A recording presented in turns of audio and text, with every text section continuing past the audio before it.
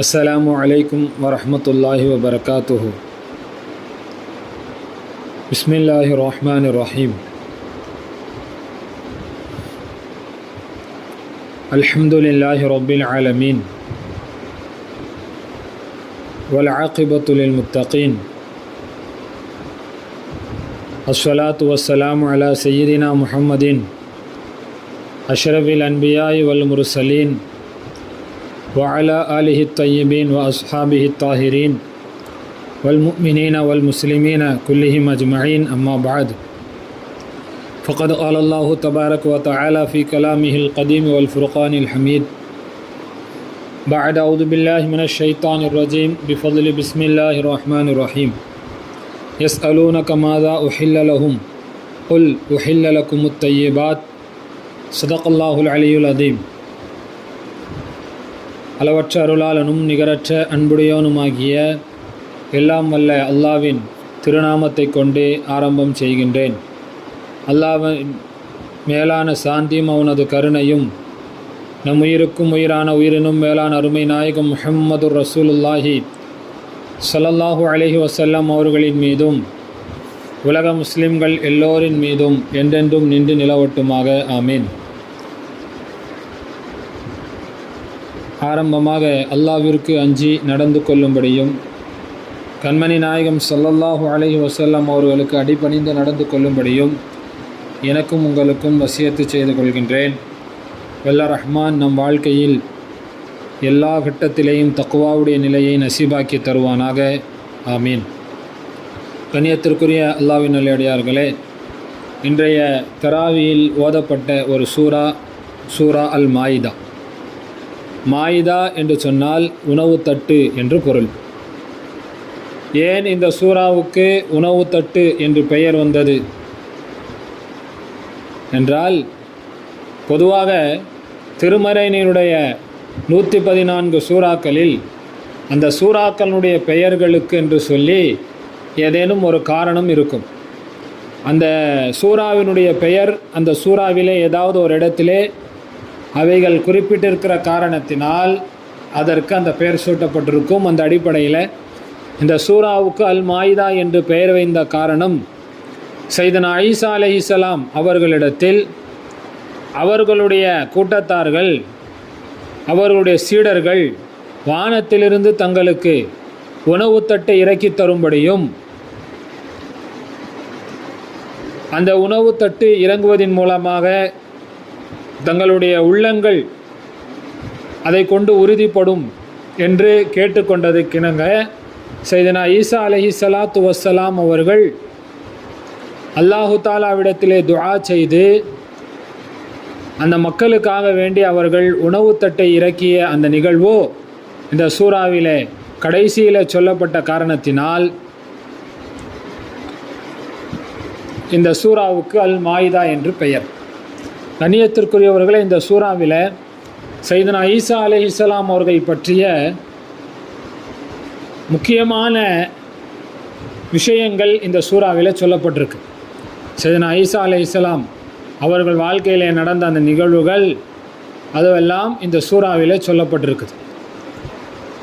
கண்ணியத்திற்குரியவர்களே, இந்த சூறாவில்தான் உலக புகழ்பெற்ற அந்த வசனம், அல்லாஹு தஆலா இந்த மார்க்கத்தை பரிபூர்ணப்படுத்தி விட்டான் என்கின்ற அந்த புகழ்பெற்ற அந்த வசனம் இந்த சூறாவிலே தான் அரஃபாவுடைய மைதானத்திலே ஸல்லல்லாஹு அலைஹி வஸல்லம் அவருடைய கடைசி அந்த ஹஜ்ஜிலே இந்த வசனம் இறக்கப்பட்டது. அல் யௌம அக்மல்து லக்கும் தீனக்கும் வ அத்மம்து அலைக்கும் நிஅமதி வ ரதைத்து லக்குமுல் இஸ்லாம தீனா என்கின்ற இந்த ஆயத்து இறங்கியது. இந்த ஆயத்து இறங்கியதற்கு பின்னால் ஒரு 81 நாட்கள் தான் ஸல்லல்லாஹு அலைஹி வஸல்லம் அவர்கள் இந்த பூமியிலே அவர்கள் ஹயாத்தாக இருந்தார்கள். அப்போது இந்த வசனத்திற்கு பிறகு குர்ஆனிலே எந்த விதமான சட்டங்களும் இறங்கவில்லை. இந்த அல் யௌம அக்மல்து லக்கும் தீனக்கும் என்கின்ற இந்த ஆயத்து இறங்கியதற்கு பின்னால் திருமறையிலே சட்டம் ரீதியாக எந்த விதமான வசனத்தையும் அல்லாஹ் இறக்கவில்லை. இதற்கடுத்து இறங்கிய எல்லா வசனங்களும் தக்குவா சம்பந்தமாக, அறவுரைகள், போதனைகள் சம்பந்தமாகத்தான் இறங்கியது. கண்ணியத்திற்குரியவர்களே, இந்த வசனத்தில் அல்லாஹ் என்ன சொல்ல வருகிறான் என்றால், அல்லாஹு தாலா இந்த தீனுல் இஸ்லாமை அதை பரிபூர்ணப்படுத்தி விட்டான். கியாமத்து நாள் வரை இனி எந்த ஒரு நபியும் வரப்போவது கிடையாது, எந்த ஒரு ரசூலும் வரப்போவது கிடையாது. கியாமத்து நாள் வரை இதற்கடுத்து ஒரு புதிய சமுதாயம் வரப்போவது கிடையாது. கியாமத்து வரை இதே நபி ஸல்லல்லாஹு அலைஹி வஸல்லம் அவர்கள்தான், இதே உம்மத்து தான். இந்த ஷரியத்து சட்டம்தான் உலகம் அழிகின்ற கடைசி நாள் வரை இந்த உலகத்திலே செல்லுபடியாகும். அல்லாஹு தஆலா அடுத்து சொல்கின்றான், வரதீது லக்குமுல் இஸ்லாம தீனா, உங்களுக்காக வேண்டி இஸ்லாமிய மார்க்கத்தை தீனாக நான் புரிந்து கொண்டேன் என்று அல்லாஹ் சொல்கின்றான். ஒரு முறை சையதுனா உமர் ரலியல்லாஹு தஆலா அன்ஹு அவர்களிடத்தில் ஒரு யூதன் வந்து சொல்கிறாரு, உங்களுடைய திருமறையில் திருக்குரானில் ஒரு வசனம் இறங்கியிருக்கிறது, அது மட்டும் எங்களுடைய தௌராத்தில் இறங்கியிருந்தால் அந்த நாளை நாங்கள் ஈதாக கொண்டாடி இருப்போம் அப்படின்னு சொன்ன உடனே உமர் ரலியல்லாஹு அன்ஹு அவர்கள் அது எந்த வசனம் என்று கேட்டார்கள். அப்போ கேட்கும் பொழுது அப்போ அந்த யூதர் சொன்னார், அல்யோக்கும் அக்மல்து லக்கும் தீனக்கும் என்கின்ற அந்த வசனம் தான் அப்படின்னு சொன்னார். ஏன்னா தௌராத்தில் இது போன்ற ஒரு தௌராத்திலேயோ இஞ்சிலேயோ ஜபூர்லேயோ அல்லாஹ் இது போன்ற ஒரு வசனத்தை இறக்கவில்லை. அப்போ சொன்ன உடனே உமர் ரலியல்லாஹு அன்ஹு சொன்னாங்க, இந்த வசனம் எங்கே இறங்கியது, எப்பொழுது இறங்கியது, எந்த நாளிலே இறங்கியது என்பது எங்களுக்கு தெரியும், இது இறங்கிய அந்த நாளும் எங்களுக்கு பெருநாள் தான் என்று ஸல்லல்லாஹு அலைஹி வஸல்லம் சொன்னாங்க. இந்த அரஃபாவுடைய நாள் ஹாஜிகளுக்கு பெருநாள் தான். அப்போது இந்த சூறாவில் அல்லாஹு தஆலா முக்கியமான பல சட்டங்களை, வாழ்வியல் நடைமுறை சட்டங்களை அல்லாஹு தஆலா நிறைய சட்டங்களை இதில் சொல்லியிருக்கிறான். அதில் முக்கியமாக திருடினால் என்ன செய்ய வேண்டும், திருட்டுக்குண்டான தண்டம், குற்றவியல் சட்டமும் இதில் சொல்லப்பட்டிருக்கிறது. அதேபோல் மிக முக்கியமாக மது ஹராம், போதை தரக்கூடிய அந்த மது ஹராம் என்கின்ற வசனமும் அல்லாஹு தஆலா இந்த சூறாவிலே தான் இறக்கியிருக்கிறான். இதற்கு முன்னால் வரை நேரடியாக மது ஹராம் என்கின்ற வசனம் இறங்கவில்லை. சையதுனா உமர் ரலியல்லாஹு அன்ஹு அவர்களும் கூட அல்லாஹு தஆலாவிடத்திலே துஆ செய்தார்கள், மது சம்பந்தமாக எங்களுக்கு தெளிவான விஷயத்தை இறக்குவாயாக என்று உமர் ரலியல்லாஹு அன்ஹு துஆ செஞ்சாங்க. இந்த வசனம் இறங்கி அல்லாஹு தஆலா மதுவை ஹராமாக ஆக்கினான். அதுவரை சஹாபாக்களிடத்தில் மது புழக்கத்தில் இருந்துச்சு. வீடுகளில் மதுகளை பெரும் பெரும் பீப்பாய்களில் அவர்கள் சேமித்து வைத்திருந்தார்கள். எப்போ இந்த வசனம் இறங்கியதோ இந்த வசனத்தை மதீனாவினுடைய தெருக்களிலே ஒரு சஹாபி ஓதிக்கொண்டே செல்கிறார். அப்போது தங்கள் இல்லங்களிலே இருந்த சஹாபாக்கள் எல்லாம் தங்கள் இல்லங்களிலே இருந்த அந்த மதுகளை எல்லாம் எடுத்து வீதியிலே கொட்டிவிட்டார்கள். அன்றைய நாள் மதீனாவுடைய வீதிகளில் மது ஆறாக ஓடியது. எந்த அளவுக்குன்னா ஹஸரத் அபு அய்யூபுல் அன்சாரி ரலியல்லாஹு தஆலா அன்ஹு அவங்க சொல்கிறாங்க, ஸல்லல்லாஹு அலைஹி வஸல்லமுடைய மறைவுக்கு பின்னால் நீண்ட நெடிய காலங்களுக்கு பின்னால் மதீனாவிலே ஒரு கனமழை பெய்தால் மதீனாவுடைய ஓரங்களிலே எல்லாம் மதுவினுடைய வாடை அடிக்க ஆரம்பிக்கும் அப்படின்னு சொன்னான். அப்படின்னா என்ன அர்த்தம், அந்த அளவுக்கு அன்றைய நாள் மதீனாவுடைய பூமி அந்த அளவுக்கு மதுவை குடித்திருக்கிறது. அந்த அளவுக்கு பூமியில் இருக்கிறனால தான் ஒரு பலமான மழை பெய்யும் பொழுது அதனுடைய வாடைகள் வெளியே வருகிறது. அப்படி மது ஹராமாக்கப்பட்டதும் இந்த சூறாவில் தான். அதிலேயும் குறிப்பாக இந்த மாயிதாவுடைய சூறாவில் தற்காலத்தில் நம்முடைய இந்திய நாட்டினுடைய சூழலுக்கு ஏற்றாற்போல் இந்த மாயிதாவினுடைய சூறாவில் அல்லாஹ் நமக்கு காட்டக்கூடிய ஒரு முக்கியமான விஷயம், மாமிசத்தில் உயிரினங்களில் எதை சாப்பிடலாம் எதை சாப்பிடக்கூடாது என்கின்ற தெளிவான சட்டத்தை அல்லாஹு தஆலா இந்த சூறாவிலே இறக்கியிருக்கிறார். கண்ணியத்திற்குரியவர்களே, இன்று இந்தியா முழுவதும் ஹலால் உணவுக்கு எதிராக இன்று மத்தியில் ஆளக்கூடிய அந்த ஆட்சியாளர்களாக இருக்கட்டும், அவர்களுடைய கொள்கையை சார்ந்தவர்களாக இருக்கட்டும், ஹலால் உணவுக்கு எதிராக ஒரு பெரிய ஒரு பிம்பத்தை இந்தியாவிலே அவர்கள் கட்டமைப்பதற்கு முயற்சி செய்கிறாங்க. தமிழ்நாட்டில் கூட பல இடங்களிலே இந்த ஹலால் உணவை மையமாக வைத்து பல பிரச்சனைகள், பல உணவகங்களிலே அந்த அந்த அமைப்பை சேர்ந்தவர்கள்லாம் பிரச்சனை செஞ்சதை நம்ம ஊடகங்களில், தொலைக்காட்சிகளில், மற்றபடியான சமூக ஊடகங்களில் நம்ம பார்த்துருக்குறோம். இப்போது இந்த சூறாவிலே அல்லாஹு தஆலா மாமிசத்தில் எது கூடும் எது கூடாது என்பதை பற்றி அல்லாஹு தஆலா தெளிவாக சொல்கின்றான். அதில் அல்லாஹு தஆலா சொல்லக்கூடிய ஒரு முக்கியமான வசனம், ஹுர்ரிமத் அலைக்குமுல் மைத்தத்து, உங்கள் மீது தானாக செத்தது ஹராமாக்கப்பட்டிருக்கிறது. அப்போ முதல்ல ஒரு பிராணி தானாக செத்துருச்சுன்னா அது ஹராம். வத்தமு, அந்த உயிரினத்தினுடைய இரத்தம், அந்த உயிரினம் ஹலாலான பிராணியாக இருந்தாலும் அதனுடைய இரத்தம் ஹராம். வலஹமுல் ஹின்சீர், பன்றியினுடைய இறைச்சி, இறைச்சி என்றால் அதை சார்ந்த அனைத்தும் ஹராம். வமா உஹில்ல லிகைரில்லாஹி பிஹி, அல்லாஹ் அல்லாதவர்களுடைய பெயர் கூறப்பட்டு அழைக்கப்பட்டவை, அல்லாஹ் அல்லாதவர்களுக்காக பெயர் கூறப்பட்டவை அப்படின்னா அல்லாஹ் அல்லாதவர்களுக்கு அறுக்கப்பட்டது ஹராம். வல் முன்ஹனிகத்து, அடிபட்டு செத்தது. அடுத்ததாக அல்லாஹ் சொல்கின்றால் வல் மௌகூதத்து, மேலிருந்து கீழ் விழுந்து செத்தது. வல் முத்தரத்தியத்து, கழுத்து நெருங்கி செத்தது. வன் நதீஹத்து, கொம்பால் குத்தப்பட்டு செத்தது. அது மட்டுமல்ல, ஒமா அகல சபு இல்லா மா தக்கைத்தும், அதாவது சிங்கம் புலி போன்ற கோர நகங்கள் உள்ள மாமிசங்கள் தின்னக்கூடிய மிருகங்கள் எது கடித்ததோ அவைகள் என்று அல்லாஹு தாலா சில விஷயங்களை இங்கே சொல்லி காட்டுகிறான். அதே நேரத்தில் இப்பொழுது நாம் இஸ்லாமிய சட்டத்தின் அடிப்படையில் பார்க்கும் பொழுது எதுவெல்லாம் நமக்கு ஹலால், எதுவெல்லாம் நமக்கு ஹராம், தற்காலத்திலே நாம் இதை ரொம்ப முக்கியமாக தெரிந்து வைத்து கொள்ள வேண்டிய ஒரு மசாயில். முதல்ல, இந்த உலகத்தில் 3 வகையினராக இருக்கிறாங்க. ஒருத்தவங்க எல்லா வகையான உயிரினங்களையும் சாப்பிடுவாங்க, ஒன்றையும் விட மாட்டாங்க. ஆடு மாடு கோழி பல்லி பூரா என்ன இருக்குதோ எல்லாத்தையும் சாப்பிடக்கூடிய ஒரு வர்க்கத்தினர். இன்னொரு வர்க்கத்தினர் மாமிசமே சாப்பிடக்கூடாது, மாமிசமே கூடாது என்று சொல்கின்ற ஒரு வர்க்கத்தினர். ஒருவங்க அளவுக்கு மீறி, ஒருத்தவங்க அளவுக்கு கீழே. அரபியில் இஃப்ராத் தஃப்ரீத் என்று சொல்வார்கள். ஆனால் நம்முடைய சமுதாயம், நம்முடைய மார்க்கம் இந்த இரண்டுக்கும் நடுப்பட்டது. எல்லா உயிரினங்களையும் சாப்பிடக்கூடாது, அதே நேரத்தில் மாமிசம் சாப்பிடவே கூடாது என்றும் சொல்லவில்லை. சில உயிரினங்களை சாப்பிடலாம், சில உயிரினங்கள் சாப்பிடக்கூடாது. சரி, இப்போ எதை சாப்பிடலாம், எதை சாப்பிடக்கூடாது என்று பார்க்கும் பொழுது 2 வகையான உயிரினங்கள். ஒன்று தரையில் வாழ்பவை, இன்னொன்று கடலில் வாழ்பவை. இப்போது தரையில் வாழ்பவைகளில் எதுவெல்லாம் ஹலால், எதுவெல்லாம் ஹராம் என்று பார்க்கும் பொழுது எதுவெல்லாம் குரானிலேயும் ஹதீஸிலேயும் நேரடியாக ஹலால் என்று சொல்லப்பட்டிருக்கிறதோ அவைகள் அனைத்தும் ஹலால்.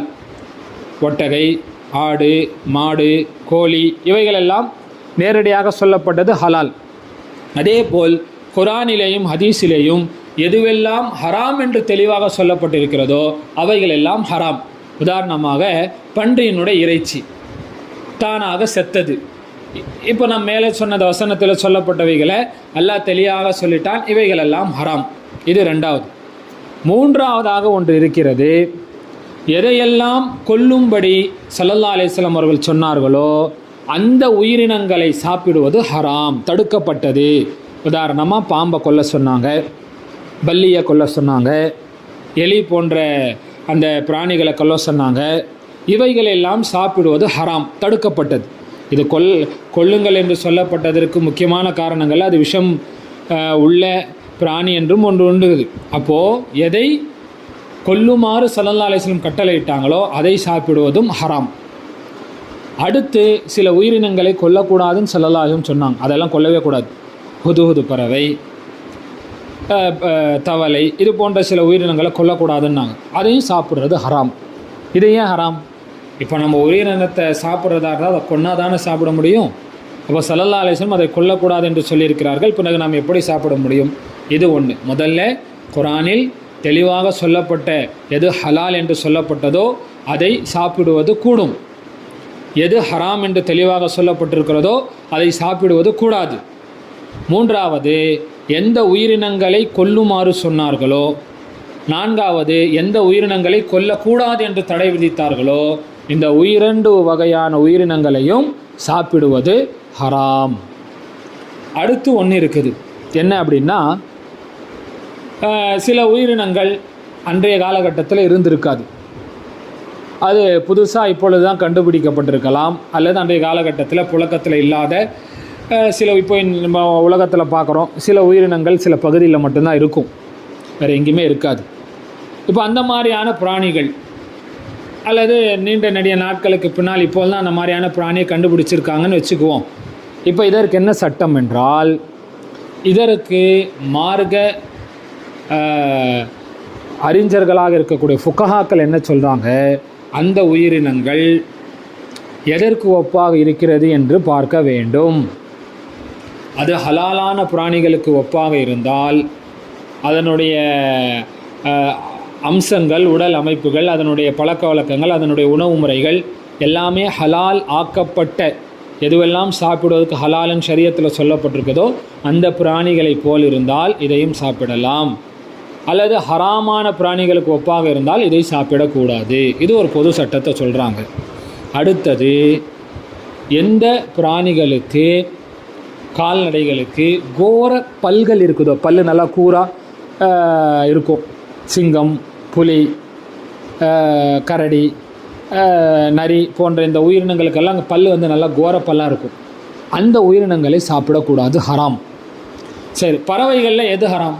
எந்த பறவைகளுக்கெல்லாம் கால்களில் கோர நகங்கள் இருக்கிறதோ அந்த பறவைகளை சாப்பிடுவது ஹராம். சரி, இப்போது அடுத்த ஒரு விஷயம், சரி இது எது ஹலால் எது ஹராம் என்று சொல்லிட்டாங்க.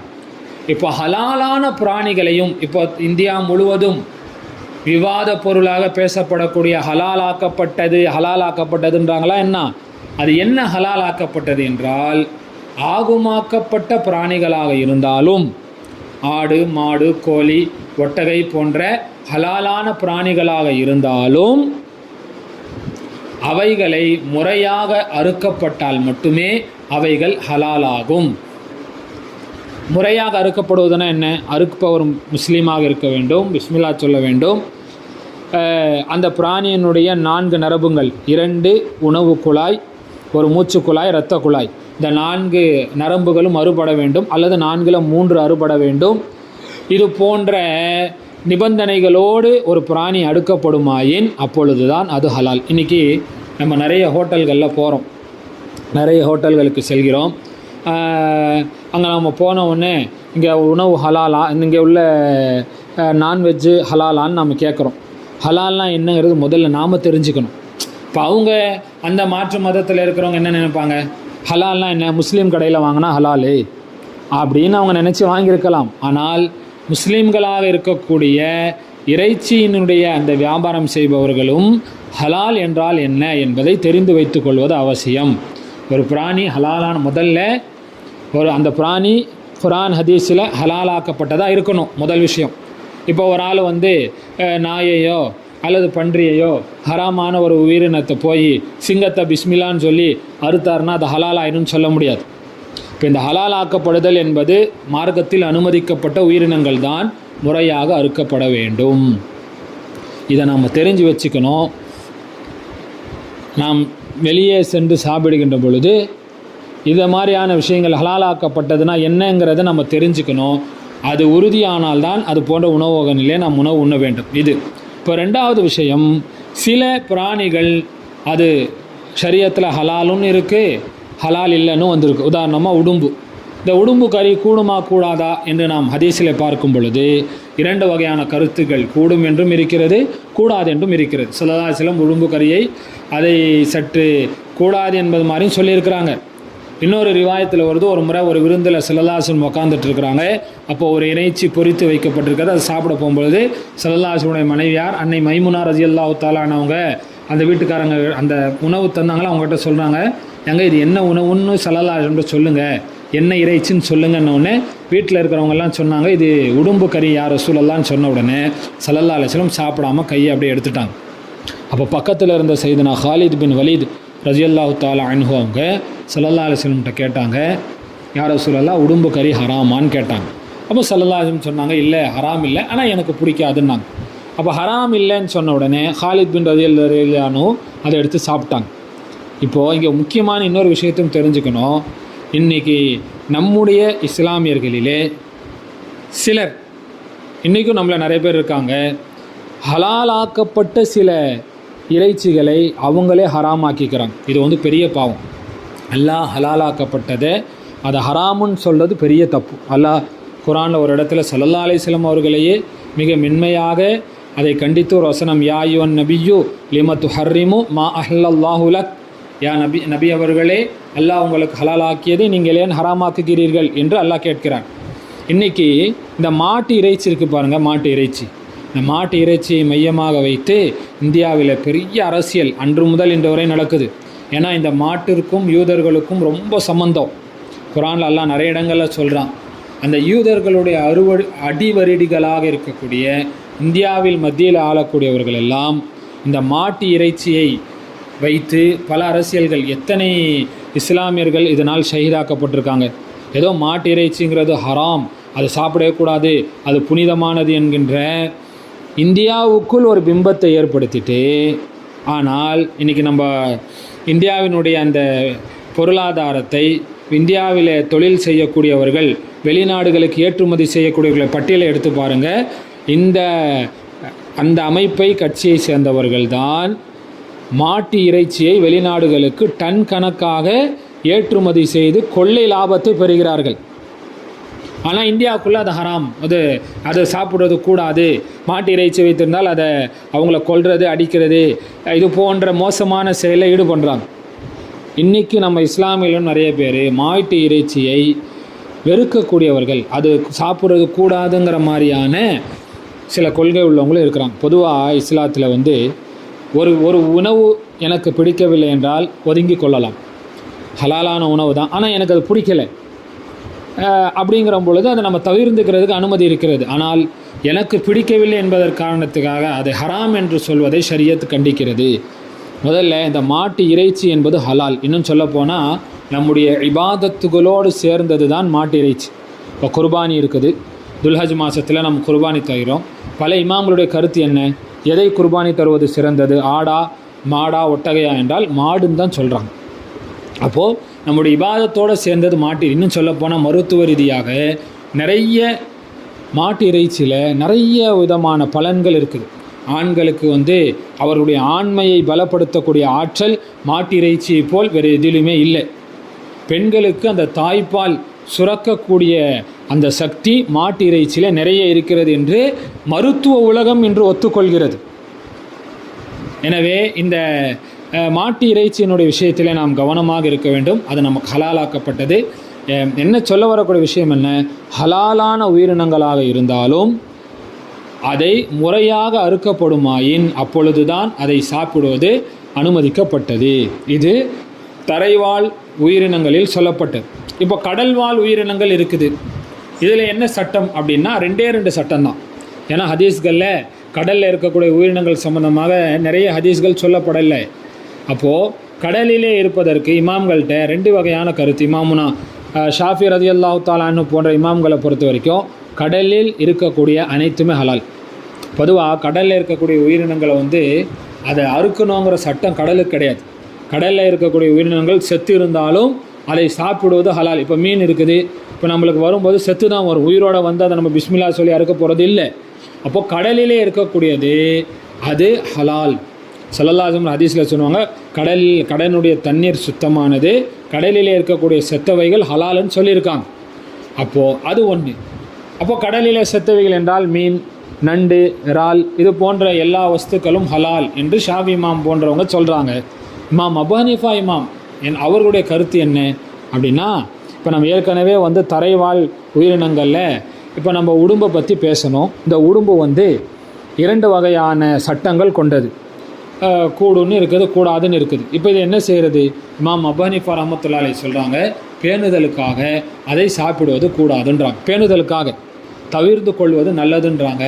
அதே கருத்தை தான் கடல் வாழ் உயிரினங்களில் மீன் மட்டும் ஹலால், மற்றவைகள் சாப்பிடுவது மக்ரூ என்று சொல்கிறாங்க. ஆக இப்போ நாம் எதை சாப்பிடுவது கூடும் கூடாது, அல்லாஹ் தஆலா திருமறையில் இந்த மாயிதாவில் சொன்னதை போல எஸ் அலூனக மாதா உஹில்ல லஹும், நபியே புசிக்க தங்களுக்கு அனுமதிக்கப்பட்டவை எவை என்றும் இடத்தில் கேட்கிறார்கள். குல் நீங்கள் சொல்லுங்கள், உஹில்ல லகுமுத் தய்யிபாத், சுத்தமான நல்லவைகள் அல்லாஹ் உங்களுக்கு ஹலாலாக்கியிருக்கான்.